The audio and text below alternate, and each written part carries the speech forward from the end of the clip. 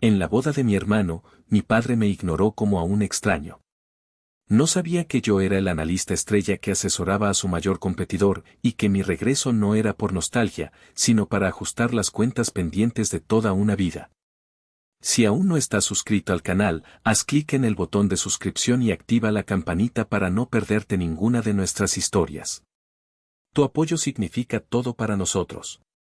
Si esta historia te parece interesante, déjale un like. También me encantaría saber de qué ciudad eres. Déjanos el nombre de tu ciudad en los comentarios. Ahora, empecemos con la historia. El aire de Jalisco olía a tierra mojada y a agave cocido, un aroma que había intentado olvidar durante 10 años.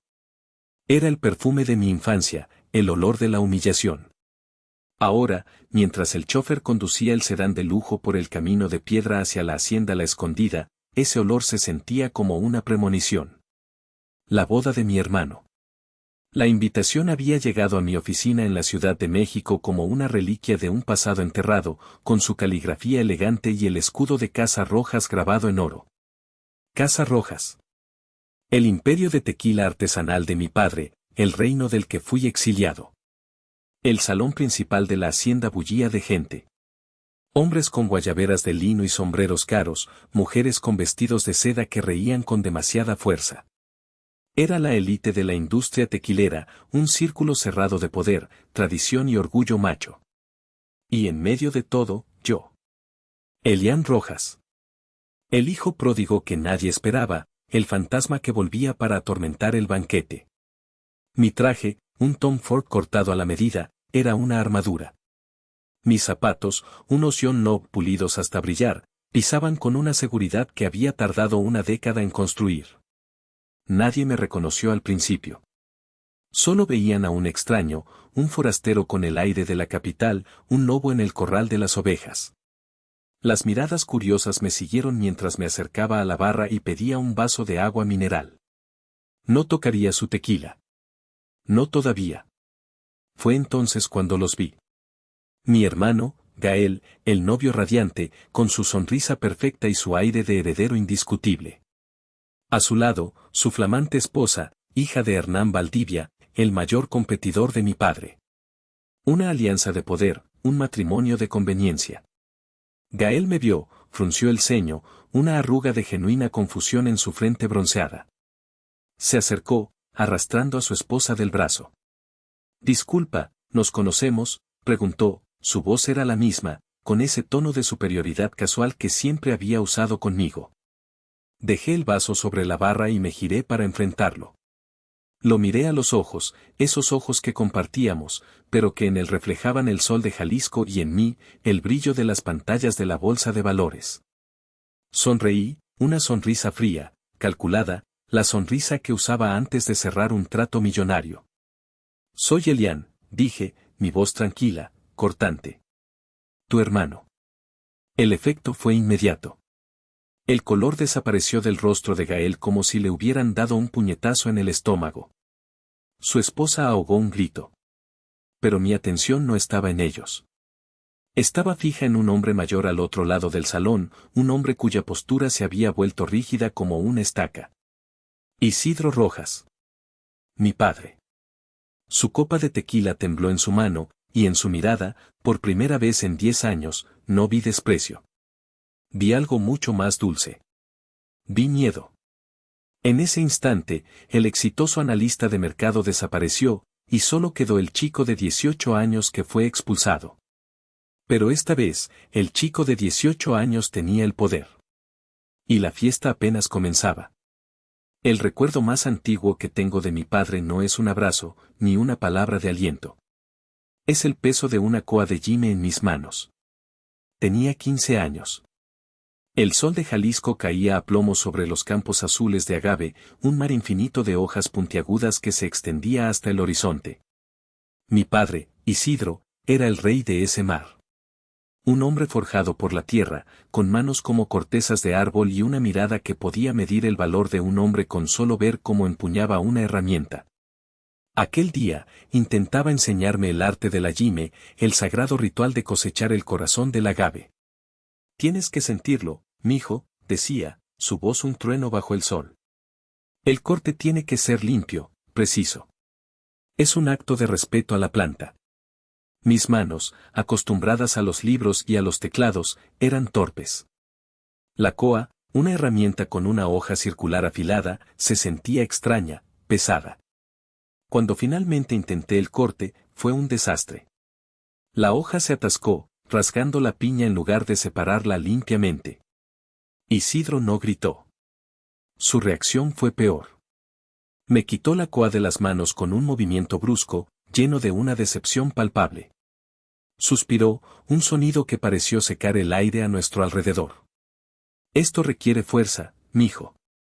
Instinto, dijo, su tono era condescendiente, como si le hablara a un niño tonto. Mejor ve a ayudar a tu madre con las cuentas en la oficina. Eso se te da mejor. Se giró hacia Gael, mi hermano mayor, que esperaba pacientemente su turno. Gael, 2 años mayor que yo, era todo lo que mi padre admiraba. Fuerte, práctico, con una conexión innata con la tierra. Tomó la coa y, con un solo movimiento fluido y poderoso, realizó un corte perfecto. La piña de agave cayó al suelo con un sonido sordo y satisfactorio. Mi padre le dio una palmada en la espalda, una palmada de aprobación, de orgullo. Ese es mi hijo, dijo, lo suficientemente alto para que yo lo oyera. Aquella tarde, me encerré en la pequeña oficina de la hacienda. El olor a polvo y a papel viejo era un refugio del olor a tierra y a masculinidad del que me sentía excluido. Mi madre, Silvina, me encontró allí, con la mirada perdida en los libros de contabilidad. Ella era una mujer suave, de movimientos silenciosos, que vivía a la sombra de mi padre. Puso una mano en mi hombro. Tu padre te quiere, Elian. Solo que, no sabe cómo demostrarlo, susurró. Pero yo sabía la verdad. No era que no supiera cómo demostrarlo. Era que no había nada que demostrar. El amor de mi padre era condicional, y la condición era ser un reflejo de él mismo. Yo era un espejo roto. La humillación se convirtió en una constante silenciosa en mi vida. 2 años después, durante una cena crucial con un importante comprador de una cadena de supermercados de Texas, la herida se hizo más profunda. El comprador, un hombre llamado Robert, estaba impresionado con la calidad de nuestro tequila, pero tenía dudas sobre la capacidad de producción. Con 17 años y la cabeza llena de ideas que había sacado de libros de economía, intenté intervenir. Podríamos optimizar la cadena de suministro, dije, mi voz sonando demasiado aguda en la mesa dominada por hombres. Si analizamos las tendencias del mercado, podríamos anticipar la demanda y ajustar la producción. Incluso podríamos usar contratos de futuros para fijar el precio del agave y protegernos de la volatilidad. Isidro me interrumpió con una risa forzada, una risa que invitaba a los demás a unirse a la burla. Mi hijo, el soñador, dijo, dándome una palmadita en la cabeza como si fuera una mascota. Aquí en Casa Rojas, Robert, confiamos en la tradición, en el conocimiento que pasa de generación en generación, no en los numeritos de una computadora. Luego, se giró hacia el comprador, ignorándome por completo. Gael, dijo, señalando a mi hermano con la barbilla. Él sí que entiende nuestro legado. Él te llevará mañana a ver los campos nuevos. Verás que nuestro futuro está en buenas manos. Manos fuertes. La humillación fue pública, silenciosa y absoluta. Sentí como mis mejillas ardían. Bebí un sorbo de agua, el nudo en mi garganta me impedía tragar. Gael me lanzó una mirada de suficiencia por encima de su copa. En ese momento, no lo odié. Odié a mi padre por ponernos en esa situación. Odié a mi madre por su silencio cómplice. Y me odié a mí mismo por no ser el hijo que ellos querían. Se demostró que mi supuesta debilidad no era física, sino que era percibida como una falta de conexión con la identidad terrenal y macha de la familia. Mi padre no valoraba la inteligencia estratégica, valoraba la fuerza bruta, el instinto animal. Para él, un hombre de verdad era aquel que podía domar la tierra con sus manos, no el que podía conquistar el mundo con su mente. Yo era una anomalía, un error en el linaje de los Rojas. Y cada día, de 1000 maneras pequeñas y crueles, se encargaban de recordármelo. La noche que cumplí 18 años no hubo una gran fiesta. Mi familia no era de celebraciones ostentosas, a menos que sirvieran a un propósito comercial. Hubo una cena tranquila en el gran comedor de la hacienda. Mi madre había preparado mi platillo favorito, chiles en nogada, un gesto de amor silencioso que se sentía casi como una disculpa. Gael me regaló una botella de whisky caro, un regalo de hombre a hombre que se sentía forzado, hueco. Mi padre me dio un sobre. Dentro había un cheque por una cantidad generosa. Para la universidad, dijo, sin mirarme a los ojos. Estudia algo útil. Administración de empresas, quizás. Al menos podrías llevar los libros de Casa Rojas algún día. No era un regalo. Era una sentencia. Era su manera de decirme que mi lugar estaba en la sombra, en la trastienda, manejando los números mientras los hombres de verdad manejaban el negocio. Asentí, tragué mi orgullo junto con el último bocado de chile y le di las gracias. Más tarde esa noche, incapaz de dormir, salí al patio. La luna llena bañaba los campos de agave con una luz plateada y fantasmal. Fue entonces cuando lo escuché. La voz de mi padre, proveniente de su despacho, cuya ventana daba al patio. Hablaba por teléfono. Reconocí el tono. Era el que usaba para los negocios importantes, una mezcla de camaradería forzada y autoridad de acero. Sí, Hernán, el negocio va bien. La cosecha de este año es excepcional, decía. Me detuve en seco. ¿Hernán? ¿Hernán Valdivia? El dueño de Tequila Centinela, nuestro principal competidor. En ese entonces, su relación era una mezcla tensa de rivalidad y alianzas temporales. ¿Qué asunto podían tener? Gael está listo para tomar las riendas, continuó mi padre, y cada palabra era un martillazo en mi pecho. Tiene la sangre para esto, entiende la tierra, la gente lo respeta. Hizo una pausa, y pude imaginarlo sirviéndose un trago de su tequila más preciado. Elian, bueno, él es un buen chico, pero sus manos son demasiado suaves para manejar el legado de esta familia. No tiene lo que se necesita. El mundo se detuvo. El aire se volvió denso, pesado. Manos demasiado suaves. Esa era mi definición. Esa era mi esencia a los ojos de mi propio padre. No era solo que no fuera bueno en el trabajo de campo. Era que, fundamentalmente, no era suficiente. Era un defecto de fábrica. Entré al despacho sin llamar. Isidro se sobresaltó al verme, su rostro una máscara de sorpresa que rápidamente se convirtió en irritación. Terminó la llamada, dijo al teléfono y colgó. Lo escuché todo, dije, mi voz era un susurro tembloroso. Él no lo negó. Dejó su vaso sobre el escritorio de caoba maciza y me miró con sus fríos ojos grises. Estabas espiando. Estabas sentenciando mi vida, repliqué, la rabia finalmente superando el dolor. Manos suaves, ¿eso es todo lo que soy para ti? Es la verdad, dijo, su voz dura, sin una pizca de remordimiento. ¿Y qué querías que dijera? Mentiras. Elian, este mundo es duro. El negocio del tequila es una guerra. Se necesita carácter, agallas. Te comerían vivo. Se levantó y se acercó a mí, su presencia llenando la habitación. Hago esto para protegerte, y para proteger a Casa Rojas. Tu lugar no está aquí, en el frente de batalla. Mi lugar, repetí con incredulidad. ¿Así que tú decides cuál es mi lugar, el rincón de los inútiles? Su rostro se ensombreció. No vuelvas a hablarme en ese tono. Mientras vivas bajo mi techo, me respetarás. Fue en ese momento que algo dentro de mí se rompió definitivamente. La última hebra de esperanza, el último deseo infantil de su aprobación, se desvaneció. Lo miré con una calma que lo sorprendió, una calma nacida de la nada absoluta. No necesito tu protección, dije, mi voz ahora firme, clara.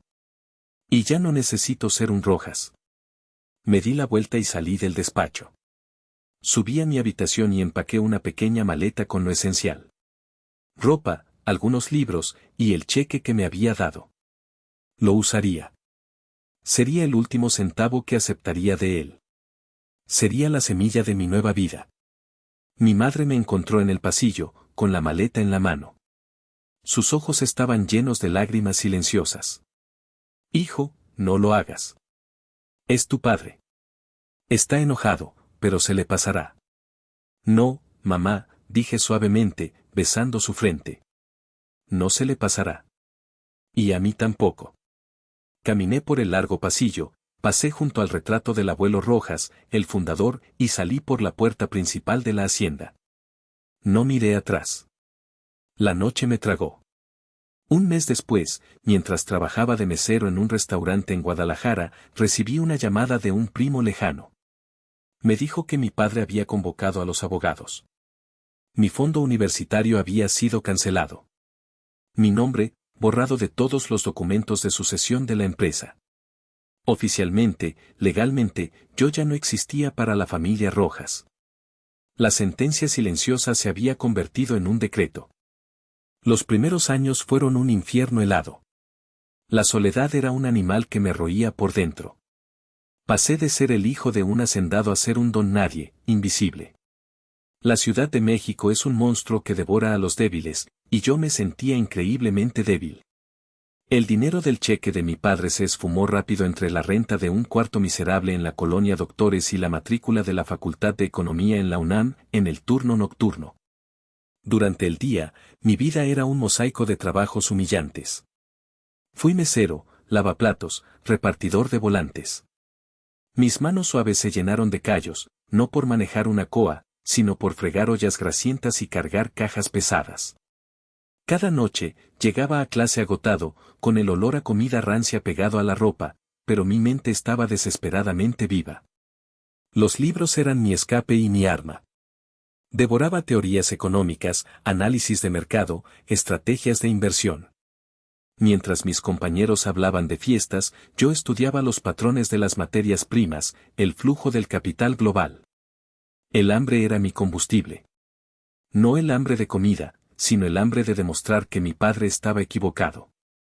Cada insulto de un cliente, cada puerta cerrada en mi cara, cada noche de insomnio estudiando para un examen, lo convertía en un ladrillo más para el muro de mi determinación. El punto de inflexión llegó en mi tercer año. Se llamaba Lázaro. Don Lázaro. Era un viejo corredor de bolsa retirado que daba un seminario opcional sobre mercados de futuros. Era un hombre pequeño, con ojos vivaces y un cinismo brillante. La mayoría de los estudiantes evitaban su clase, decían que era demasiado difícil, demasiado abstracta. Para mí, fue una revelación. Don Lázaro no enseñaba fórmulas, enseñaba a pensar. A ver el mundo no como un lugar, sino como un sistema interconectado de causas y efectos. Vio algo en mí. Vio mi hambre. Un día, después de clase, me detuvo.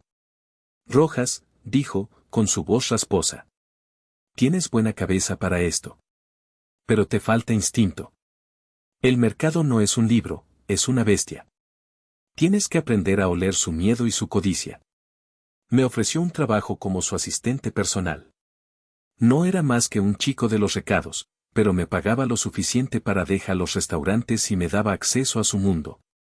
Me pasaba horas escuchándolo hablar por teléfono con sus antiguos contactos, analizando gráficos, leyendo informes que nadie más leía. Él fue el padre que Isidro nunca pudo ser. Un padre que no miraba mis manos, sino mi mente. Fue don Lázaro quien forjó al arma que soy hoy. Me enseñó que el poder no venía de la tierra, sino de la información. Y en la soledad de mi exilio, me preparé para la guerra.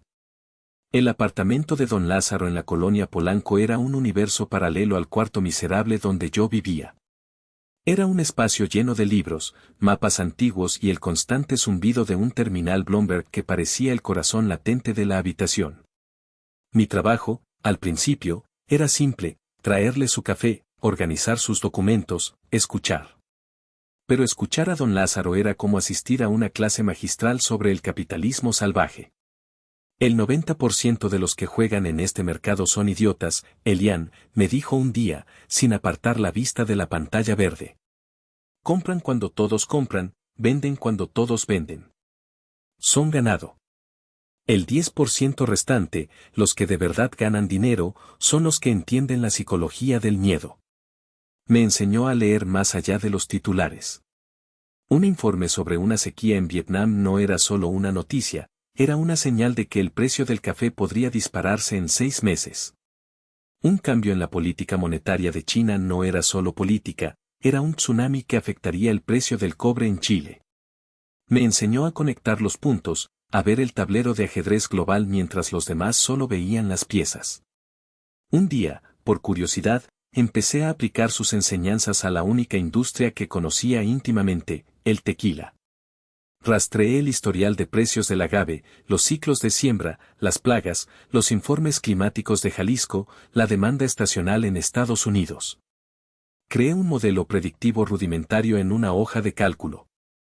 Se lo mostré a don Lázaro, esperando una crítica mordaz. Él lo estudió en silencio durante varios minutos, sus ojos pequeños y agudos recorriendo mis números.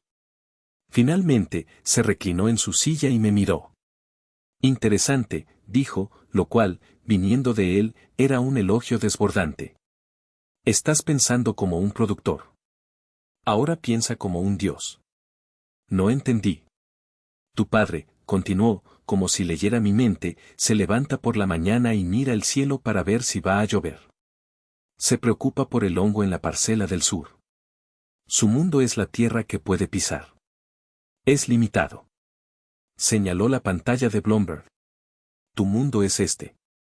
Tú no ves la lluvia, tú ves el informe meteorológico satelital para toda la región. Tú no ves el agave que crece en el campo de tu padre, tú ves el contrato de futuros de agave para entrega en julio.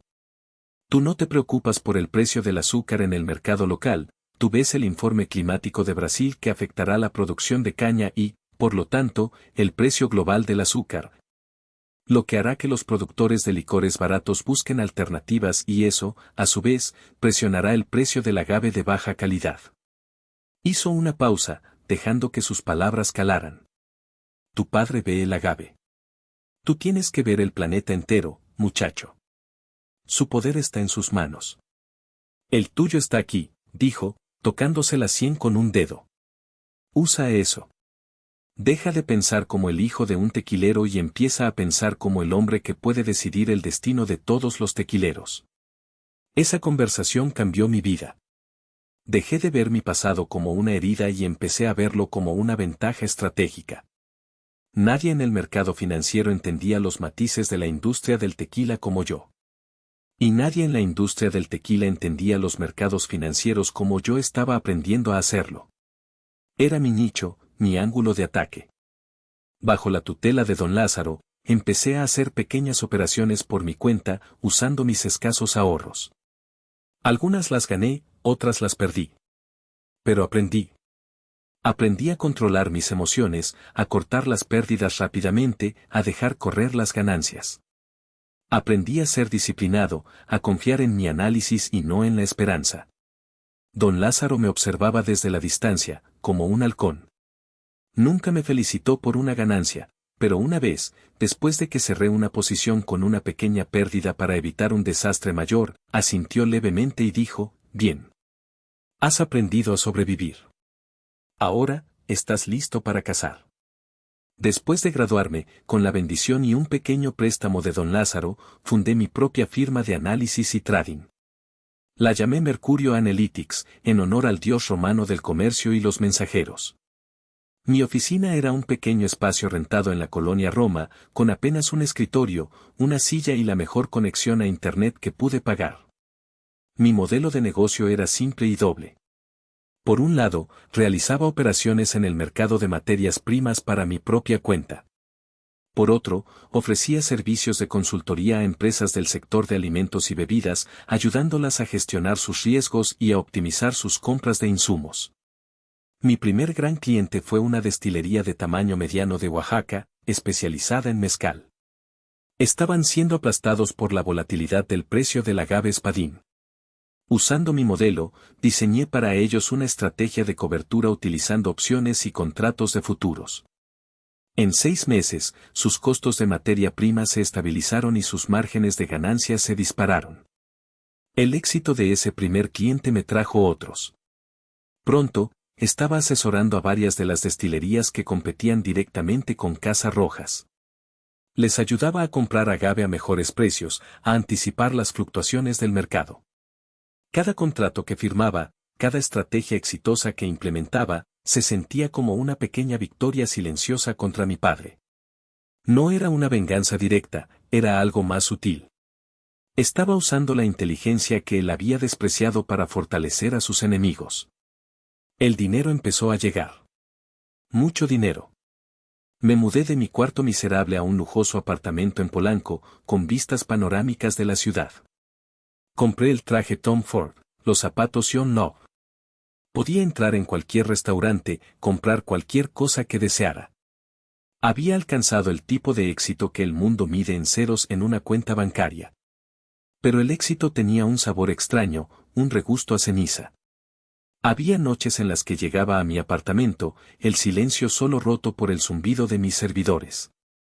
Cerraba un trato que me había hecho ganar en una hora lo que Casa Rojas ganaba en un mes. La adrenalina recorría mi cuerpo, una oleada de poder y euforia. Pero luego, cuando la euforia se desvanecía, me encontraba solo. Miraba el teléfono, queriendo compartir la noticia con alguien, y me daba cuenta de que no había nadie a quien realmente quisiera contárselo. El único número que importaba, el único cuya aprobación todavía anhelaba en algún rincón oscuro de mi alma, pertenecía a un hombre que creía que mis manos eran demasiado suaves. Fue en esa época que desarrollé un tic nervioso. Revisaba compulsivamente los precios en mi teléfono. En una cena, en una reunión, en medio de la noche. No era por trabajo, era una manifestación de mi ansiedad, un intento desesperado por controlar el mundo a mi alrededor, porque una vez, mi mundo había estado completamente fuera de mi control. Conocí a Renata en una cumbre de la industria de bebidas en Cancún. Yo era uno de los ponentes, hablando sobre gestión de riesgos en mercados agrícolas volátiles. Ella estaba entre el público. Era Renata Valdivia, la hija de Hernán Valdivia. La princesa del imperio rival. Era alta, con una inteligencia afilada en sus ojos oscuros y una sonrisa que podía desarmar o intimidar, según su elección. Después de mi ponencia, se me acercó. En Mercurio Analytics, dijo, leyendo el nombre en mi gafete. Usted es el famoso, Mercurio. Ha estado causando muchos dolores de cabeza en Jalisco. Solo ayudo a la gente a tomar decisiones inteligentes, señorita Valdivia, respondí. Llámame Renata, dijo, extendiendo su mano. Y sé exactamente lo que hace. Mi padre habla de usted. Mitad con admiración, mitad con frustración. Dice que piensa 3 jugadas por delante de todos los demás. Hablamos durante horas. Hablamos de mercados, de tendencias, de la estupidez de los tequileros tradicionales que se negaban a modernizarse. Había una química instantánea, una conexión intelectual que nunca había sentido con nadie. Ella no veía a un exiliado o al hijo de Isidro Rojas. Veía a un estratega. Veía a un igual. Empezamos a vernos. Cenas en la Ciudad de México, viajes de fin de semana. Con ella, por primera vez, sentía que podía bajar la guardia. Le conté mi historia, no toda, pero sí lo suficiente. Le dije que tenía una familia complicada y que había construido mi carrera por mi cuenta. Ella, con su propia experiencia de crecer a la sombra de un padre poderoso, entendía la presión. Renata era como un bálsamo para mi alma herida. Pero incluso con ella, el vacío persistía. Porque sabía que, sin importar cuánto éxito tuviera, sin importar cuánto dinero ganara, había una cuenta pendiente. Una herida que solo podía cerrar volviendo al lugar donde todo comenzó. La invitación llegó en un día gris y lluvioso. La trajo un mensajero a mi oficina, ahora ubicada en un piso alto de un rascacielos en Paseo de la Reforma. El sobre era de un cartón grueso, color marfil. En la esquina superior izquierda, grabado en oro, el escudo de Casa Rojas, un agave estilizado sobre 2 coas cruzadas. Mi corazón dio un vuelco. Hacía 10 años que no veía ese escudo. Lo abrí con un abrecartas de plata, un regalo de un cliente satisfecho. Dentro, la tarjeta anunciaba, con una caligrafía impecable, la unión de Gael Rojas y Ana Lucía Valdivia. Gael y la hermana de Renata. Leí los nombres una y otra vez. El mundo, que yo creía haber conquistado y ordenado, de repente se sentía pequeño y claustrofóbico. Mi hermano se iba a casar con la hermana de la mujer con la que yo estaba saliendo. La hija del mayor rival de mi padre. Era una jugada maestra de Isidro, una alianza dinástica para consolidar poder en la región. Y yo, el estratega, el que veía 3 jugadas por delante, no lo había visto venir. Esa noche, le mostré la invitación a Renata mientras cenábamos en su apartamento. Ella la miró, su expresión serena no revelaba nada. Lo sabía, dijo finalmente. Ana Lucía me lo contó la semana pasada. No te dije nada porque no sabía si ellos te invitarían. Quería ahorrarte el dolor si no lo hacían. El dolor de no ser invitado a la boda de mi propio hermano, reí, una risa amarga. Créeme, Renata, he sobrevivido a cosas peores. Lo sé, dijo suavemente, tomando mi mano sobre la mesa. La pregunta es, ¿vas a ir? Me recosté en la silla, la copa de vino en mi mano. ¿Para qué? Para ver a mi padre pavonearse por su gran logro, para que Gael me ignore y los viejos amigos de la familia me miren con lástima. No, gracias. Ya tuve suficiente de eso para toda una vida. ¿O tienes miedo? Preguntó ella, sus ojos oscuros fijos en los míos, desafiantes. No tengo miedo de nada, respondí, quizás con demasiada rapidez. Yo creo que sí, insistió ella. ¿Tienes miedo de que, a pesar de todo tu éxito, de tus trajes caros y tu apartamento en las nubes, al volver a pisar esa hacienda, vuelvas a ser el mismo chico de 18 años al que echaron? ¿Tienes miedo de que el dolor siga ahí, intacto? Sus palabras me golpearon con la fuerza de una verdad innegable. Odiaba que me conociera tan bien. Y que si es así, admití, mi voz apenas un susurro. Entonces tienes que ir, dijo con firmeza. No vas por ellos, Elian. No vas para complacerlos ni para pelear con ellos. Vas por ti. Para demostrarte a ti mismo que ya no eres ese chico. Para pararte en medio de ese salón, no como el hijo exiliado, sino como el hombre que eres ahora. Para que te vean. Para que tú te veas a ti mismo a través de sus ojos y te des cuenta de que su opinión ya no importa. Es la única forma de cerrar ese capítulo para siempre. Me quedé en silencio, procesando su lógica impecable. Ella tenía razón. Huir de la boda sería una admisión de que todavía tenían poder sobre mí. Enfrentarlos, en mis propios términos, era la única manera de liberarme. ¿Qué busca salir?, me preguntó de nuevo, su voz ahora más suave. ¿Venganza? Levanté la vista y la miré. La honestidad en sus ojos me exigía la misma honestidad. No, respondí lentamente, la verdad cristalizándose en mi mente mientras la decía en voz alta. No es venganza. Es justicia. Justicia narrativa. Ellos escribieron el principio de mi historia. Me asignaron el papel del inútil, del débil. Ahora yo voy a escribir el final. Quiero que me vean. No al chico que echaron, sino al hombre que soy. Quiero que mi padre, el hombre que dijo que mis manos eran demasiado suaves, sepa que esas mismas manos ahora mueven los hilos de su mundo. Renata sintió lentamente, una pequeña sonrisa formándose en sus labios. Entonces ve. Y haz que se arrepientan del día en que te subestimaron. La decisión estaba tomada. Iría a la boda. Pero no iría como un invitado. Iría como un jugador a la mesa final de una partida de póker que llevaba 10 años esperando. Los días previos a la boda fueron una febril actividad estratégica. No se trataba de elegir un traje o un regalo. Se trataba de preparar el campo de batalla. Me sumergí en un análisis profundo de la situación actual de Casa Rojas y de Tequila Centinela, la empresa de Hernán Valdivia, mi futuro suegro político y el padre de Renata. Mi posición era única y poderosa. Como consultor de varios de sus competidores, tenía una visión panorámica del mercado que ni Isidro ni Hernán poseían. Y como el hombre que salía con la otra hija de Hernán, tenía un potencial acceso a información y a una alianza que mi padre no podía ni imaginar. El plan comenzó a tomar forma en mi mente, no como un acto de confrontación emocional, sino como una demostración de poder quirúrgico. El objetivo no era gritar ni hacer una escena. El objetivo era que ellos mismos, a través de mis acciones calculadas, se dieran cuenta de la magnitud de su error. Primero, contacté a uno de mis clientes más grandes, una cadena de distribución de licores en Estados Unidos. Les presenté un análisis detallado que demostraba por qué cambiar una parte de su suministro de Casas Rojas a Tequila Centinela sería una jugada financieramente más inteligente a largo plazo. El correo electrónico fue enviado 2 días antes de la boda. Sabía que la noticia llegaría a oídos de Isidro y Hernán justo en medio de las celebraciones, creando una tensión subyacente. Segundo, preparé un informe para Hernán Valdivia. No se lo envié, lo llevé conmigo.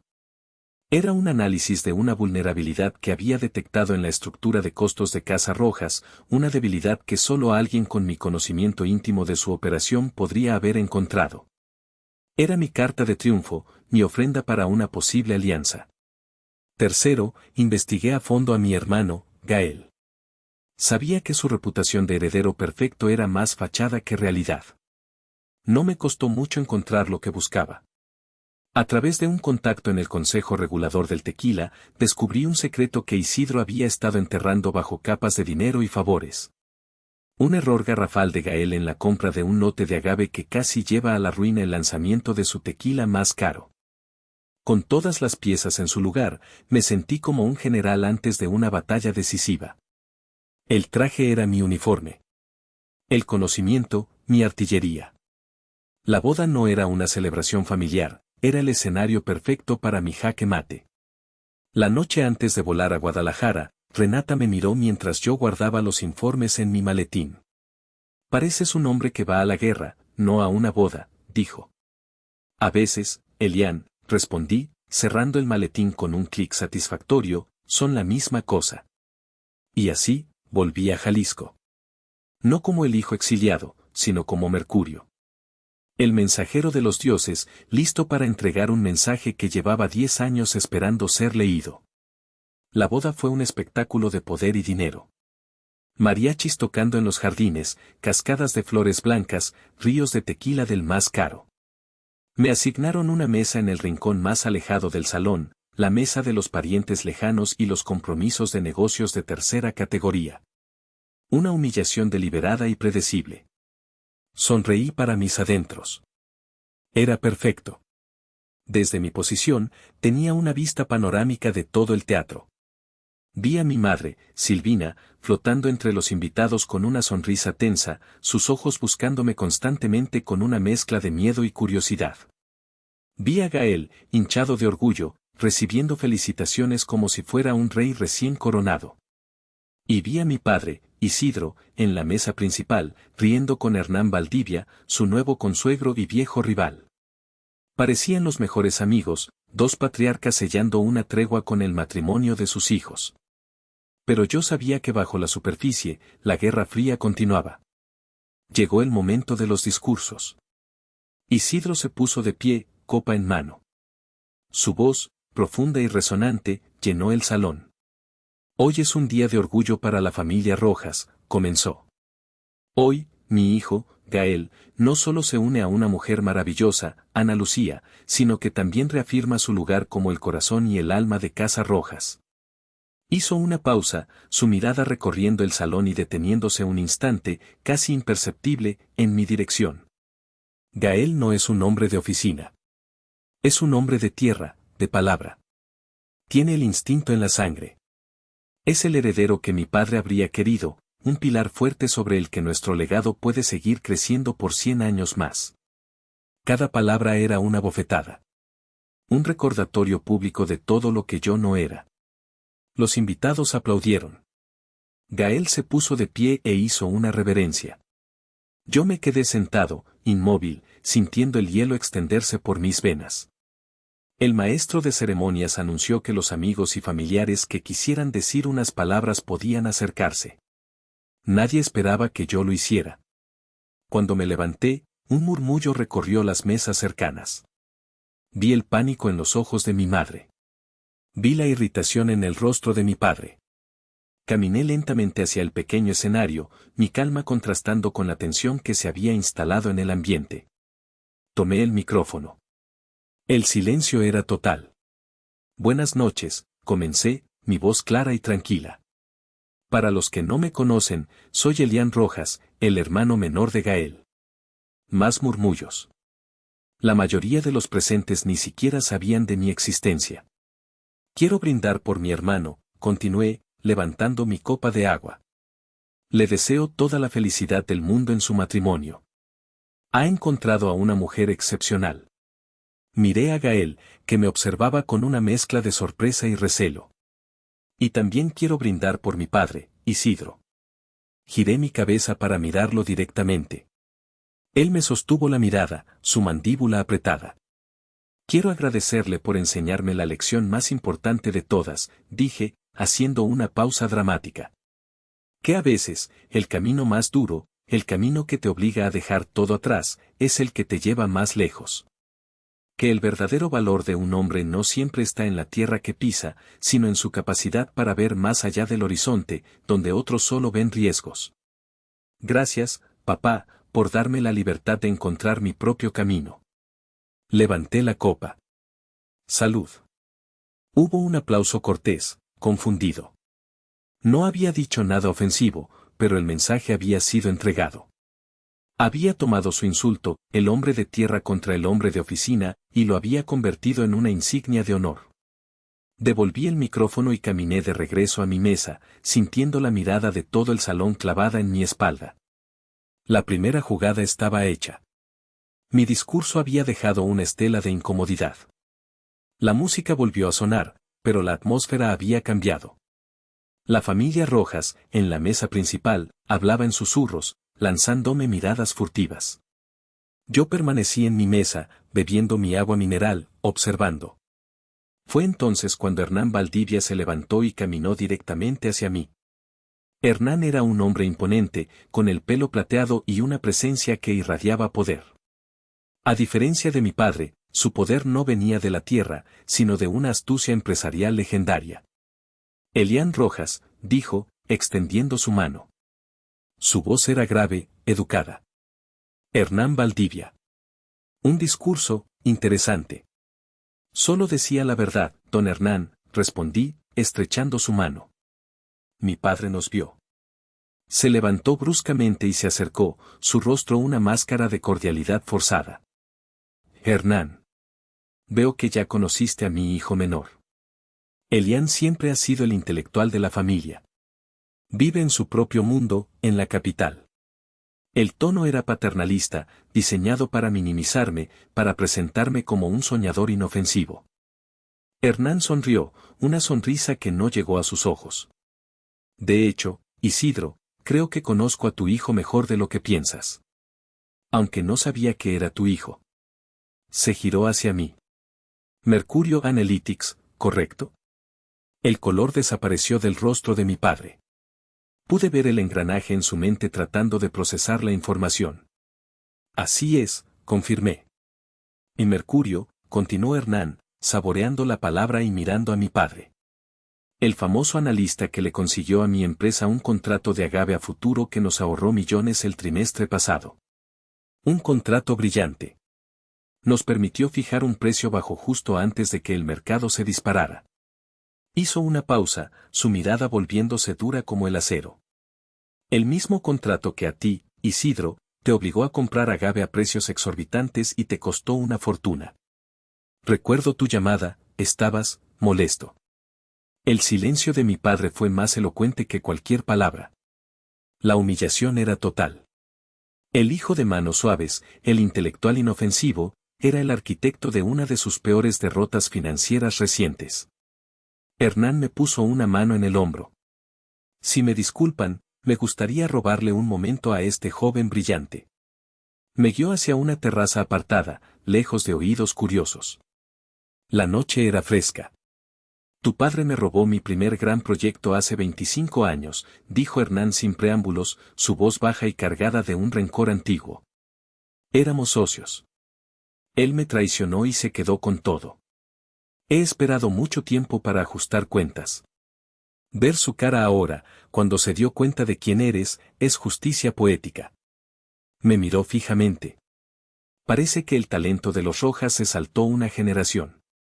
O quizás, simplemente floreció en el lugar correcto. Saqué de mi maletín el informe que había preparado. Se lo entregué. Creo que esto podría interesarle. Es un análisis de una vulnerabilidad en la estructura de costos de Casa Rojas. Una que podríais explotar en las próximas negociaciones de distribución. Hernán lo tomó, sus ojos brillando con interés. Lo hojeó rápidamente, su experiencia permitiéndole captar la esencia en segundos. Levantó la vista, impresionado. Esto es oro puro, dijo. ¿Por qué me lo das? Digamos que el enemigo de mi enemigo es mi aliado potencial, respondí. Usted quiere debilitar a mi padre. Yo quiero que él entienda el verdadero costo de haberme subestimado. Hernán sonrió, una sonrisa genuina esta vez. Me gusta cómo piensas, muchacho. Eres más Valdivia que Rojas. Guardó el informe. Considera hecha nuestra alianza. Si alguna vez necesitas un aliado para darle la lección final, solo tienes que llamar. La segunda jugada estaba completa. No solo había humillado a mi padre, sino que me había aliado con su mayor enemigo, usando la inteligencia como mi única moneda de cambio.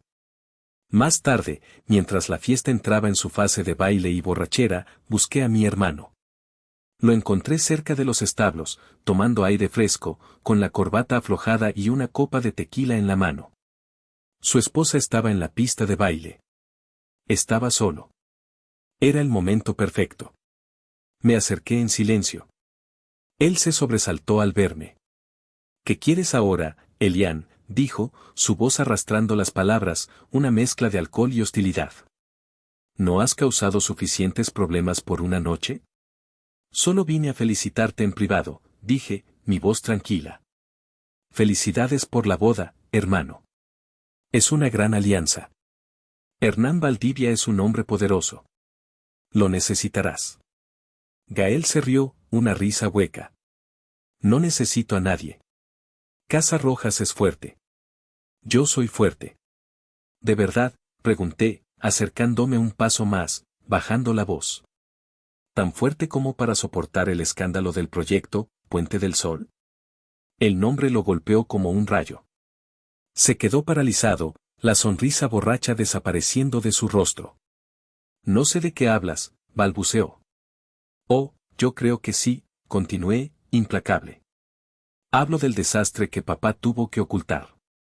Hablo de ese lote de agave de un proveedor no certificado que compraste a sobreprecio porque confiaste en tu instinto. El mismo lote que, resulta, estaba contaminado con un hongo que puede ser tóxico si no se procesa adecuadamente. La cara de Gael estaba blanca como el papel. Papá tuvo que pagar una fortuna en sobornos al inspector del Consejo Regulador para que el informe nunca saliera a la luz, susurré, cada palabra una gota de veneno. Tuvo que destruir todo ese lote, perdiendo millones, para evitar que el nuevo, Rojas Añejo Supremo, envenenara a sus clientes, que tan frágil es un legado, Gael. ¿Cuándo se basa en mentiras y en la incompetencia del heredero perfecto? Se apoyó contra la pared del establo, como si las piernas no pudieran sostenerlo. ¿Cómo? ¿Cómo lo sabes? Es mi trabajo saber cosas, respondí fríamente. Mi trabajo es analizar riesgos. Y tú, hermano, eres el mayor riesgo para el negocio de mi padre. Dejé que el silencio se asentara, que el peso de la revelación lo aplastara. Su fachada de confianza, su aire de superioridad, todo se había desmoronado, revelando al hombre asustado e inseguro que siempre había sido. No vine aquí a destruirte, Gael, dije, mi tono suavizándose un poco. Vine a que entendieras. Toda tu vida has jugado el papel que papá escribió para ti. Y yo he pagado el precio de tu actuación. Se acabó. El juego ha cambiado. Me di la vuelta para irme. ¿Qué vas a hacer?, preguntó, su voz un hilo. Me detuve y lo miré por encima del hombro. Por ahora, nada. Solo quería que supieras que yo sé. Quería que, por una vez, me vieras no como tu hermano pequeño y débil, sino como el hombre que tiene tu futuro, y el de papá, en la palma de su mano. Lo dejé allí, solo en la oscuridad, con su miedo y su tequila. El jaque mate estaba completo. Había desarmado al rey y neutralizado al príncipe heredero. El imperio de Casas Rojas era, en ese momento, mío para salvar o para destruir. La boda terminó, pero la guerra apenas había comenzado. Los días siguientes fueron un terremoto silencioso. La noticia de mi alianza con Hernán Valdivia se extendió como la pólvora por la industria. El correo electrónico que había enviado a la distribuidora estadounidense surtió efecto, cancelaron una orden de compra masiva a Casas Rojas, citando incertidumbre en la cadena de suministro. Fue un golpe devastador para la reputación y las finanzas de mi padre. Yo volví a la Ciudad de México, al santuario de mi oficina, desde donde observaba las réplicas del seísmo que había provocado. Mi teléfono no paraba de sonar. Eran clientes, competidores, periodistas del sector. El misterioso Mercurio finalmente tenía un rostro, y ese rostro era el de un Rojas. La ironía era deliciosa. Una tarde, mientras analizaba los informes del mercado, sonó mi teléfono privado. Era un número de Guadalajara que no reconocí. Contesté. ¿Elian? La voz al otro lado era frágil, quebrada. Era mi madre. Mamá, ¿qué pasa? Es tu padre, dijo, y su voz se rompió en un sollozo. Está en el hospital. Tuvo un ataque. El mundo se detuvo. Sentí un frío helado recorrer mi espina dorsal. ¿Qué tipo de ataque? Está bien. Un ataque de ansiedad. El doctor dice que la presión le subió a niveles peligrosos. Le dolía el pecho, pensamos que era un infarto, explicó entre sollozos. Está estable ahora, pero... Elian ha estado preguntando por ti. Colgué el teléfono, mis manos temblando ligeramente. Esto no era parte del plan. Quería que mi padre se arrodillara, no que se rompiera. Quería verlo derrotado en el campo de los negocios, no vulnerable en una cama de hospital. La victoria se sentía agria, contaminada por una culpa inesperada. Una parte de mí, la parte fría y calculadora, me decía que era una trampa. Una manipulación emocional para hacerme bajar la guardia. Pero otra parte, una parte más profunda y antigua, el niño que una vez buscó desesperadamente el amor de ese hombre, sintió una punzada de pánico. Reservé el primer vuelo a Guadalajara. Mientras el avión despegaba, miraba por la ventana la inmensidad de la ciudad, pero mi mente estaba en esa habitación de hospital. ¿Qué quería? ¿Por qué ahora? ¿Era un acto de rendición o su última y más astuta jugada?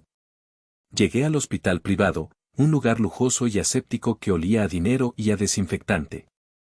En la sala de espera de la unidad coronaria, encontré a mi madre y a Gael. Mi madre parecía haber envejecido 10 años en 3 días. Tenía los ojos hinchados y la ropa arrugada. Gael estaba pálido, su arrogancia habitual reemplazada por una expresión de desconcierto y miedo. Mi madre se levantó al verme y, para mi sorpresa, me abrazó. Un abrazo torpe, desesperado.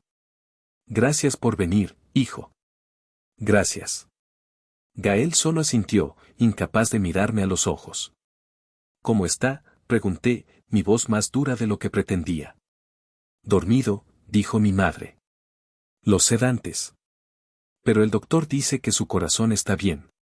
Fue la presión. El estrés, todo esto. ¿Todo esto qué, mamá?, pregunté, mi tono acusador. ¿Todo lo que él mismo provocó? Elian, por favor, suplicó. Ahora no. Un doctor salió de la habitación. Familia Rojas. El señor Isidro está despierto. Está un poco desorientado, pero insiste en ver a alguien. A Elian. Gael y mi madre me miraron, una mezcla de sorpresa y resentimiento en sus ojos. El patriarca, en su momento de mayor debilidad, no había llamado a su heredero. Había llamado al exiliado. Sentí una extraña sensación de poder y de pavor mientras caminaba hacia esa puerta.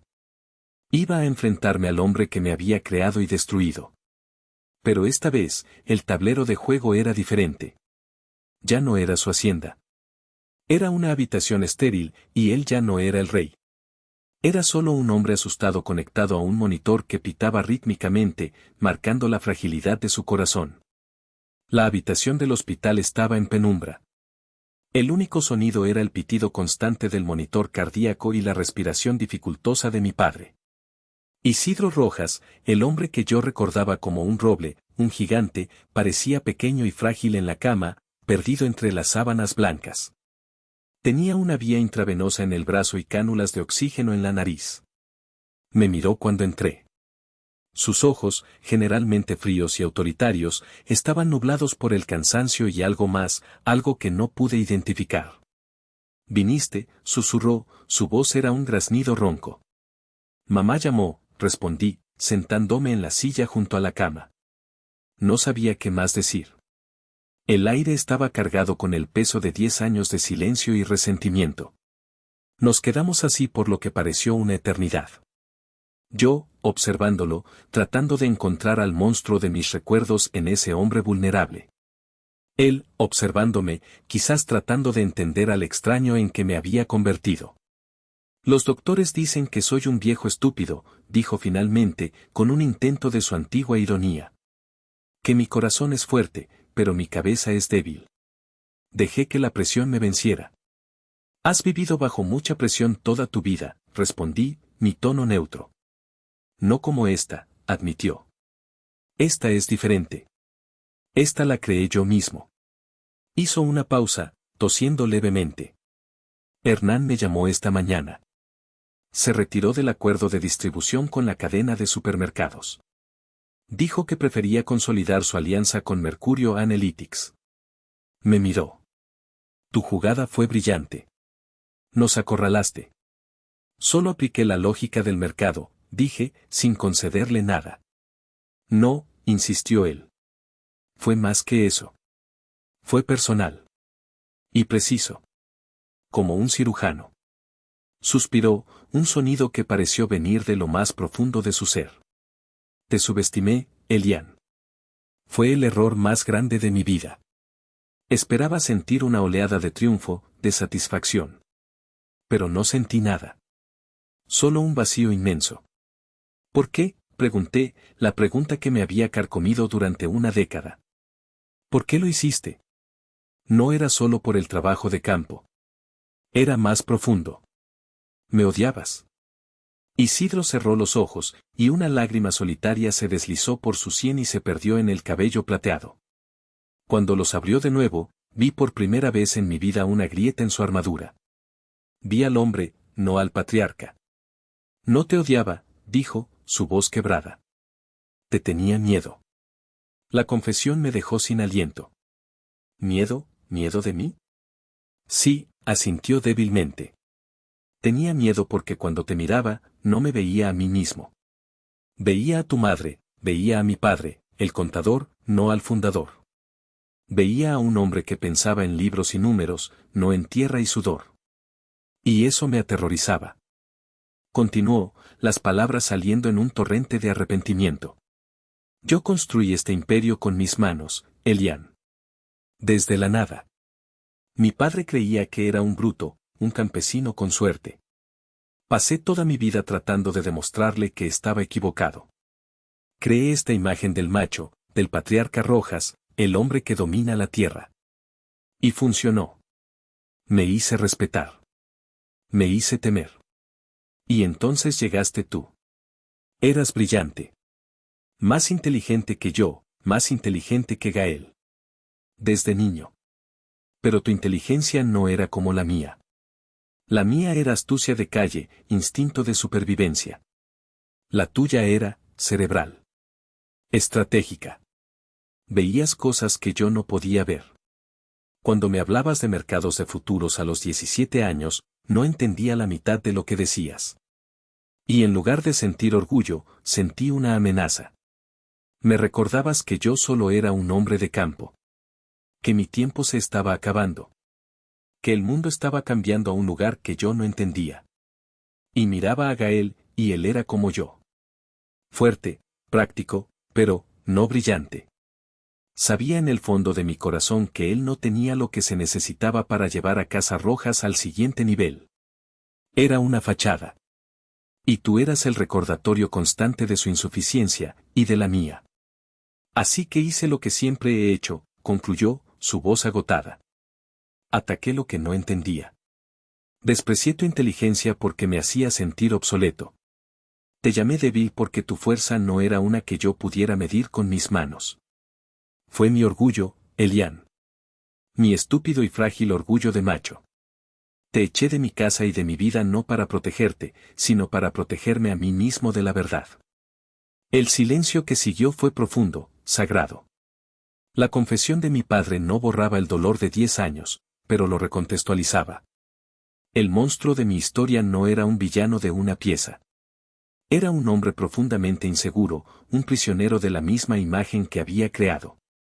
Por primera vez, no sentí rabia hacia él. Sentí lástima. Papá, comencé, la palabra sintiéndose extraña en mis labios después de tanto tiempo. No digas nada, me interrumpió. No merezco tu perdón.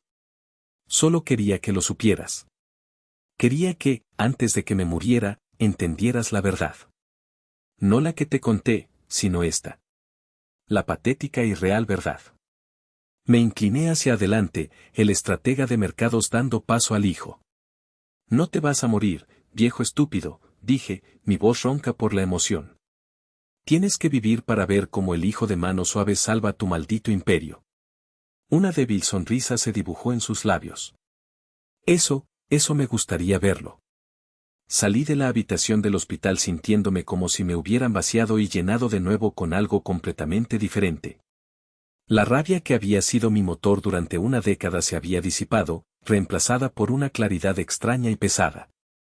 En la sala de espera, mi madre y Gael me miraron con expectación. Hablamos, fue todo lo que dije. En ese momento, mi teléfono vibró. Era Hernán Valdivia. Me aparté para contestar. Elian, muchacho, ¿cómo estás?, dijo su voz enérgica. He oído lo de Isidro. Espero que no sea grave. Pero, como sabes, los negocios no esperan. Con Isidro fuera de juego y el escándalo de Gael a punto de estallar, Casa Rojas es un blanco fácil. Mis banqueros están listos. Podemos lanzar una oferta de adquisición hostil el lunes por la mañana. Los aplastaremos. Será la victoria final. Escuché su plan, la culminación de su venganza de 25 años. Y hace una semana, yo habría sido su más entusiasta general en esa batalla. Pero ahora, algo había cambiado. La confesión de mi padre, su patética vulnerabilidad, había alterado la ecuación. Destruir a Casa Rojas ya no se sentía como justicia. Se sentía como patear a un hombre que ya está en el suelo. No, dije, mi voz firme. Hubo un silencio al otro lado de la línea. ¿Qué has dicho?, preguntó Hernán, incrédulo. Dije que no, don Hernán. No vamos a destruirlos. Te has vuelto loco, Elian, después de lo que te hizo, es nuestra oportunidad de oro. Lo que me hizo es entre él y yo, respondí. Pero Casa Rojas es más que Isidro Rojas. Es el legado de mi abuelo.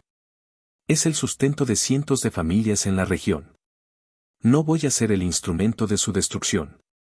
Entonces, ¿qué propones? Que le perdonemos la vida y olvidemos todo, dijo con sarcasmo. No propongo perdón. Propongo una solución más inteligente, dije, la mente del estratega tomando el control de nuevo. Una tercera vía. Le expliqué mi plan. No una adquisición hostil, sino una reestructuración estratégica. Mercurio Analytics no actuaría como un enemigo, sino como un socio inversor.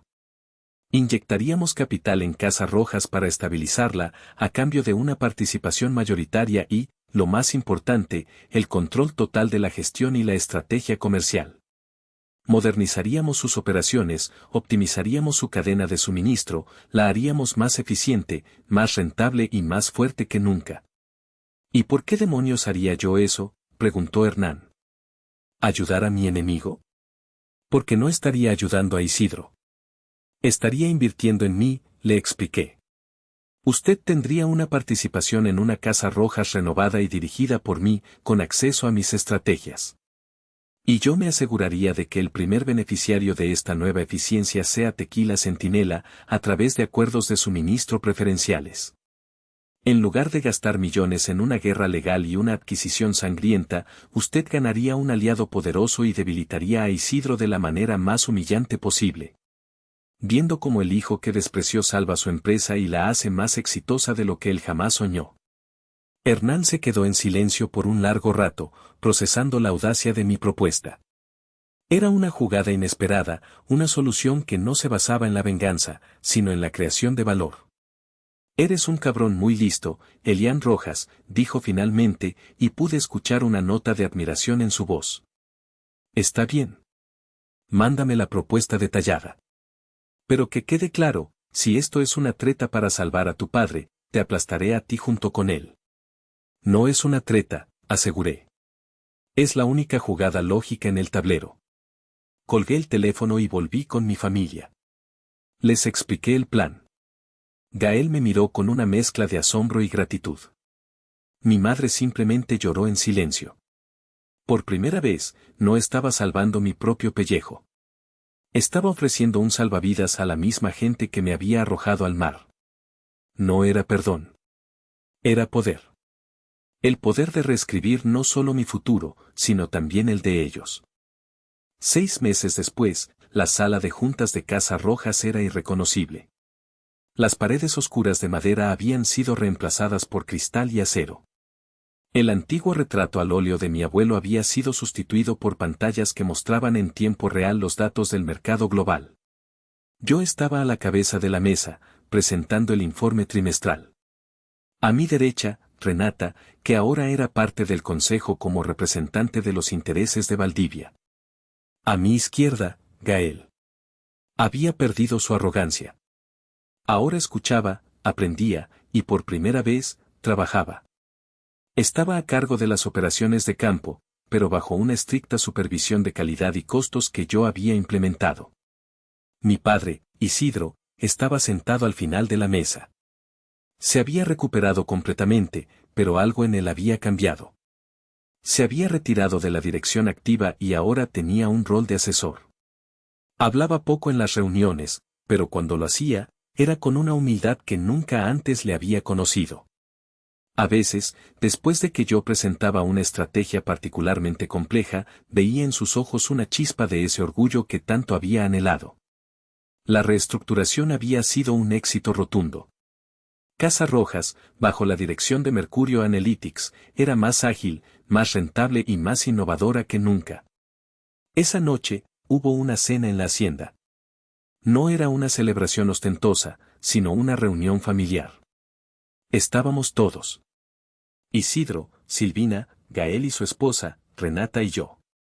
El ambiente no era perfecto. Había cicatrices, silencios incómodos, recuerdos que nunca se borrarían por completo. Pero era real. Después de la cena, mi padre y yo salimos a la terraza que daba a los campos de agave, iluminados por la luna. Nunca pensé que viviría para ver esto, dijo Isidro, su voz tranquila. La hacienda prosperando, la familia, junta. Las cosas cambian, papá, respondí. Él asintió. Tú las cambiaste. Me miró, y sus ojos estaban claros. Durante años, pensé que la fuerza estaba en las manos, en la tierra. Pero me equivoqué. La verdadera fuerza está aquí, dijo, tocándose la sien, repitiendo el mismo gesto que don Lázaro había hecho conmigo años atrás. Y tú eres el hombre más fuerte que he conocido. En ese momento, bajo el cielo estrellado de Jalisco, sentí que el último nudo en mi interior se deshacía. La justicia que había buscado no era ver a mi padre humillado. Era verlo entenderme. Miré mi mano, la que él una vez llamó suave. Ahora sostenía una copa con el tequila que llevaba nuestro nombre. Un nombre que yo había salvado, no destruido. La venganza que había planeado era un acto de guerra. La justicia que encontré fue un acto de creación. Había vuelto a casa, no para quemarla hasta los cimientos, sino para reconstruirla a mi imagen y semejanza. Y esa, me di cuenta, era la victoria más dulce de todas.